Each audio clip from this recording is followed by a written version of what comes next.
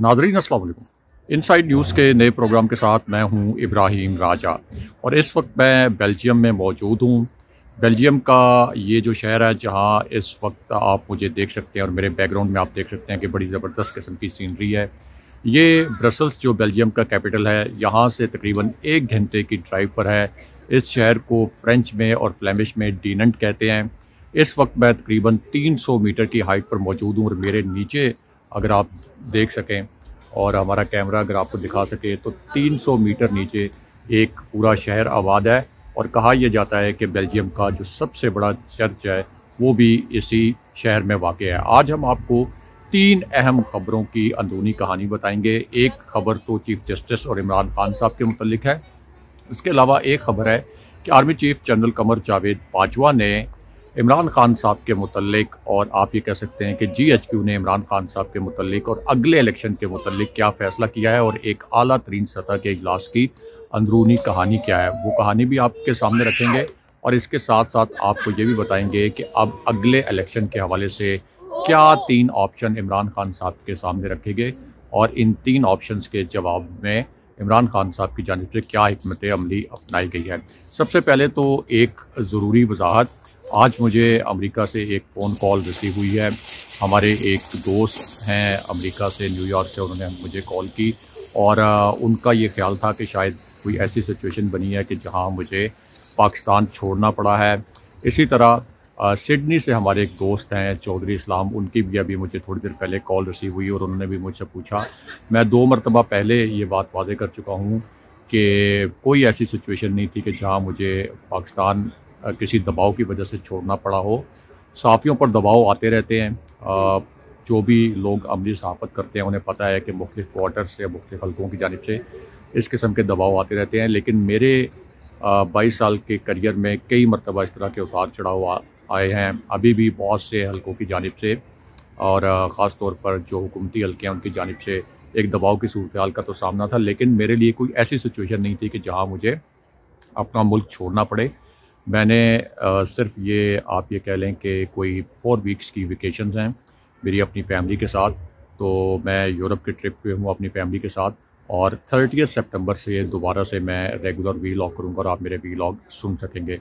बहरहाल अब वापस आते हैं आज के टॉपिक पे। कुछ आपको इस शहर की सैर भी कराते हैं और कुछ आपको अंदरूनी ख़बरें भी सुनाते हैं। सबसे पहले तो आपको ये बताएं कि चीफ़ जस्टिस और इमरान खान साहब के मुतल्लिक एक बड़ी ख़बर क्या है, क्योंकि चीफ़ जस्टिस बंदयाल साहब जो है उनकी जानिब से आप ये कह लें कि एक फार्मूला पिच किया गया है।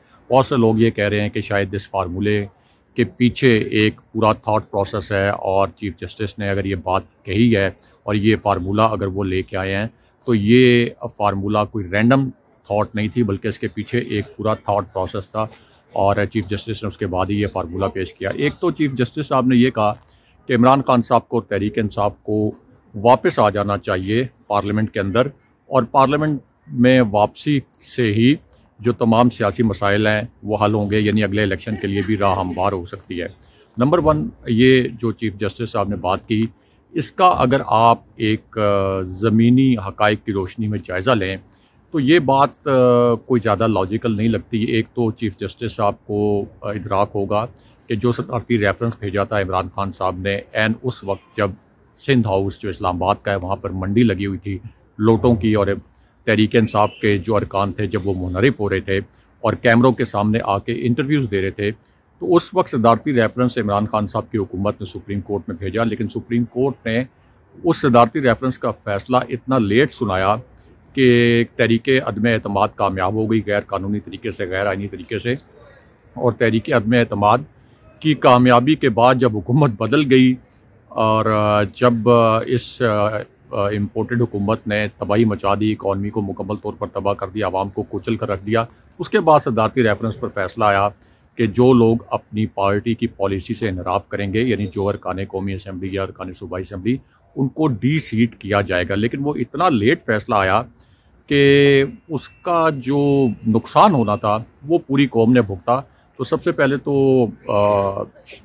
शायद ये बात ज़रूरी है कि चीफ़ जस्टिस साहब को अपना घर देखना चाहिए, सुप्रीम कोर्ट को देखना चाहिए कि हमारी अदलिया का 130वें नंबर से नीचे रैंकिंग क्यों की गई है। क्योंकि वो एक फ़ैसला जो justice delayed is justice denied, जो एक फ़ैसला सदारती रेफरेंस का ताख़ीर से आया, उसकी वजह से हमारी इकॉनमी कोलैप्स हो गई। यानी इम्पोर्टेड हुकूमत, करप्ट हुक्मरान 22 करोड़ आवाम पर मुसल्लत हो गए।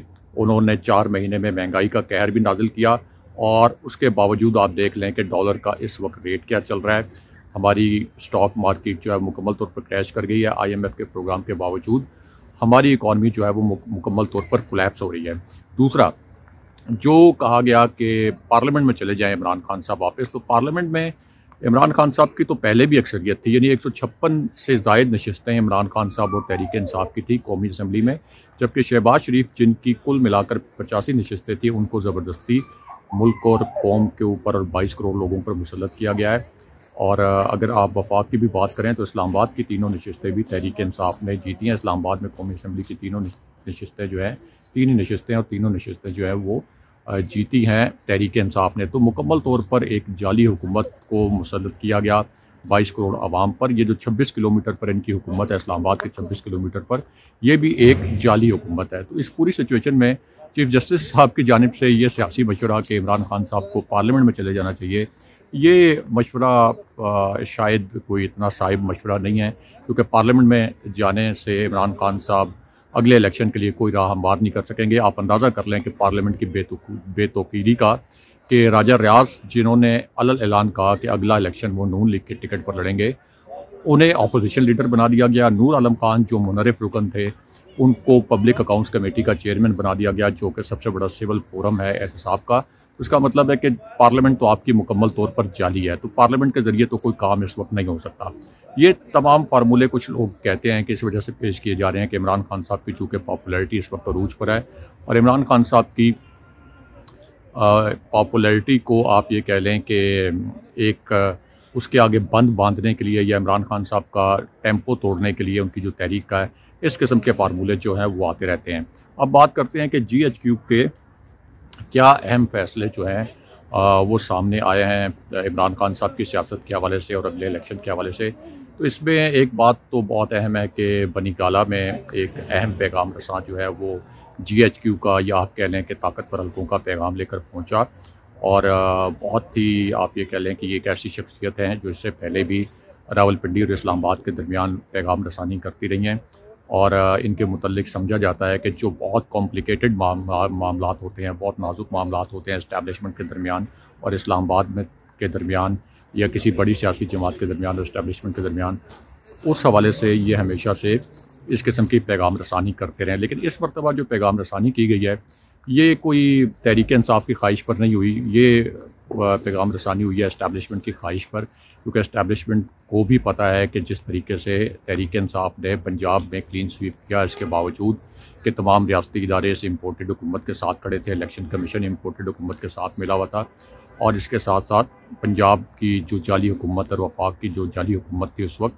उसने भी पूरा एक रियासती वसाइल इस्तेमाल करके धांधले की कोशिश की। लेकिन उसके बावजूद इमरान खान साहब को मोमेंटम नहीं तोड़ा जा सका। हमने देखा पंजाब का ज़िमनी इलेक्शन इमरान खान साहब ने क्लीन स्वीप कर दिया, और कराची का जो ज़िमनी इलेक्शन था वहाँ पर 14 जमातें थी, MQM की हमाई थी, लेकिन उसके बावजूद इमरान खान साहब के जो उम्मीदवार थे महमूद मौलवी, उन्होंने 14 जमातों के जो उम्मीदवार थे उनको मिलाकर उनके जो वोट थे उससे डबल वोट लिए। तो इससे अंदाज़ा लगाया जा सकता है कि इमरान खान साहब इस वक्त कितने मकबूल हैं। और तमाम सर्वेज ये बता रहे हैं कि चाहे इलेक्शन सितंबर में, अक्टूबर में हो, चाहे नवंबर में हो, या अगले साल अगस्त तक भी हो, तो तब भी इमरान खान साहब 3/4 से ज़ायद अक्सरियत हासिल करने में कामयाब हो जाएंगे। अब इसमें army chief general Qamar Javed Bajwa के हवाले से एक बहुत अहम खबर ये भी है कि ज़ाहिर है कि 29 नवंबर 2022 को army chief general Qamar Javed Bajwa की जो मुद्दत मुलाजमत है वो ख़त्म हो रही है, और army chief general Qamar Javed Bajwa अगर एक और एक्सटेंशन नहीं लेते, जैसे कि DG ISPR ने कहा था कि जनरल बाजवा अब एक और एक्सटेंशन के ख्वाहिशमंद नहीं है और वो एक्सटेंशन नहीं लेंगे, तो इसका मतलब है कि 29 नवंबर 2022 को एक नए आर्मी चीफ की तकर्री होगी, नए chairman joint chiefs of staff committee की तकर्री होगी, और 6 जो मोस्ट सीनियर जनरल्स हैं उनकी इस वक्त फहरिस्त जो है वो मौजूद है, सीनियरिटी लिस्ट। लेकिन एक बात बहुत से लोगों को शायद ये अच्छी ना लगे, लेकिन एक बात एविडेंट है कि जनरल फैज़ हमीद जो कि कोर कमांडर बहावलपुर हैं, इससे पहले कोर कमांडर पेशावर रहे और इससे पहले DG ISI रहे, तो वो सीनियरिटी लिस्ट में तो मौजूद हैं। लेकिन अगर यही हुकूमत मौजूद रही 29 नवंबर 2022 तक, तो फिर जनरल फैज़ हमीद को आर्मी चीफ बनाने का इम्कान ना होने के बराबर है। ये बात एक ओपन सीक्रेट है। इसका मतलब है कि बाकी जो 5 मोस्ट सीनियर लेफ्टिनेंट जनरल्स हैं, इनमें से एक जनरल को 4 स्टार जनरल के तौर पर तरक्की दे के आर्मी चीफ बनाया जाएगा और एक को 4 स्टार जनरल बनाया जाएगा chairman joint chiefs of staff committee के तौर पर। तो 29 नवंबर 2022 से पाकिस्तान की सियासत का जो रुख है वो मुकम्मल तौर पर तब्दील हो सकता है। इस वक्त इस्टेब्लिशमेंट ये चाहती है कि चूँकि 14 करोड़ अवाम इमरान खान साहब के साथ खड़े हैं, इमरान खान साहब को दीवार के साथ नहीं लगाया जा सकता। इन 14 करोड़ लोगों को इग्नोर नहीं किया जा सकता इस करप्ट माफिया के लिए, जिसने इस मुल्क को पहले 30 साल लूटा।